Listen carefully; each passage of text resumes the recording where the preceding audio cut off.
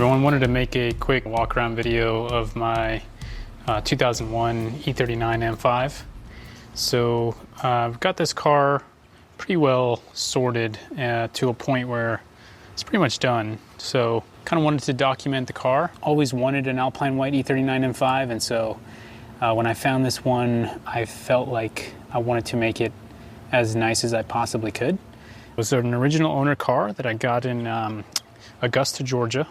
I was originally looking for an Alpine with caramel interior, but those are hard to come by. After looking for a while, I kind of decided, well, probably just going to give up the search on an Alpine car. There's only 248 of them in the US. I wasn't really looking. I had a carbon black M5 at the time, and then along comes this car, and it wasn't really listed for sale. I actually had reached out to him and said, hey man, would you be interested in selling the car?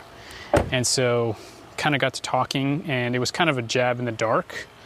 I didn't actually think he would want to sell the car. And sure enough, he was kind of already thinking about it. He was going to put it on Bring a Trailer. And, about 2 months of talking back and forth, and pulled the trigger. So I sold my black M5 and picked this one up. So come to find out, there's only 6 Alpine white with Le Mans blue interior cars in the US, and I believe there's only 9 in the entire world. So for what that's worth, it's pretty cool, pretty unique. I actually love the color combination. It's interesting, the previous owner spec'd it this way mainly because he was very fond of the coordination with the BMW emblem, being that it's white, blue, and black. I didn't know if I would love the Le Mans blue interior until I saw it in person, but it's pretty awesome. I really like it. I think it's very unique, and probably one of my favorite things about the car at this point. So let's start on the exterior, show you guys a little bit about kind of what I did to refresh it. It's a 65,000 mile car, so it wasn't completely destroyed. And one of my favorite things about this car is that it has all original paint.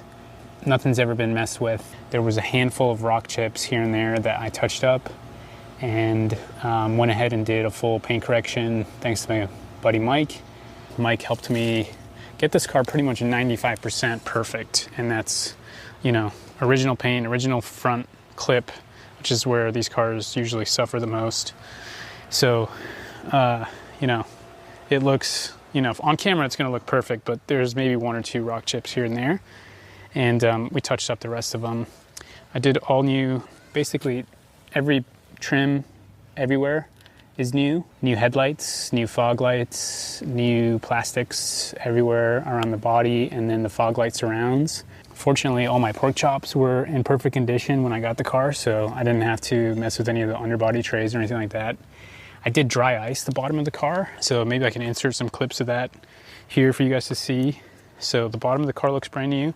Basically, everything else is 100% as it came. I mean, just an extensive detail to get everything pretty much perfect. Did the IND painted badges.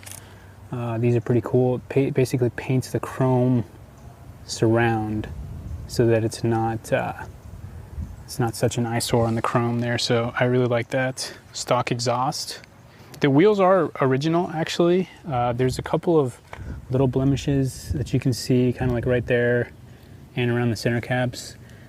I did coat the wheels with Deluxe, which has actually done really well. It is riding on some Michelin All Seasons, which is kind of whatever, but they were brand new basically when I bought the car, so I figured I'd leave those on there for now. I'd like to do some PS4S's just in stock sizes when it's time to change those out, but what else? Let's see. On the interior, there really wasn't much. I did buy all new door sill plates because these were deteriorating. Not much to do on the interior. There is a radar detector, which looks pretty factory. It's just right up, tucked up next to the sun visor there, so pretty incognito, and I don't mind having that. I don't really drive this car like ever, so when I do, it's nice to have the peace of mind of the radar detector. But yeah, other than that, this front wheel here does have some blemishing. So eventually I'll do the all four wheels at Prince's refinishing just to get the car basically 100% perfect. But my goal for this car was to just have a factory fresh, perfect E39 M5. I don't think there's many original owner Alpine whites out there, so just that to begin with was kind of awesome to find, let alone the mileage and the spec that this one had. So I have an E46 M3 that I've gotten similarly dialed in, just condition wise, but that one's got, you know, 106,000 miles on it. So this is kind of the lowest mile M car that I've ever owned. To some people this is like just whatever, but for me this car is kind of a big deal. Let's see, I'll show you guys just under the hood real quick. Oh, I did put that was the other thing. I did install a new steering wheel, so that was nice. But yeah, under here, I mean, it's basically 100% stock. Obviously I changed the yellow expansion tank. Did some maintenance on the thermostat, original water pump, and there's a couple other maintenance items that I kind of need to start checking off the list. The previous owner did do the spark plugs. He basically did the inspection 2 service, but I'd like to do like the cam position sensors and, you know, just a couple of other preventative things like the stainless brake lines that kind of explode right there. And then I need to replace this firewall trim right there in the back. But other than that, I mean, the goal for this car is just to kind of basically keep it OEM. You know, I've been tempted with an exhaust. I'm just not sure if I really want to cut it up, considering it's, like I said, it's all pretty much original, unmolested, perfect. So, not that an exhaust would really molest the car, it's just, you know, I don't know, I'm undecided on that. Every time I drive the car, I want an exhaust, but then again, it's really not that big of a deal, considering I only drive the car maybe once a month, if that. So, yeah, dry ice clean the engine bay as well, so all the plastics look fresh. The cover there is in great condition. I didn't have to mess with that. But yeah, Euro headlights look great. You know, just trying my best to just keep it as perfect as I can get it. So that's that. I'll show you guys just a couple more of the interior, a little bit more of the interior. So you can see, yeah, there's the new steering wheel. It's pretty neat. I think that just adds a lot to the driving experience. So a couple of things for the interior that I'd like to do. You know, I wish I could find like a brand new condition Titan line shift knob. Unfortunately, I don't think I will. So I may switch this one out for just a brand new leather one.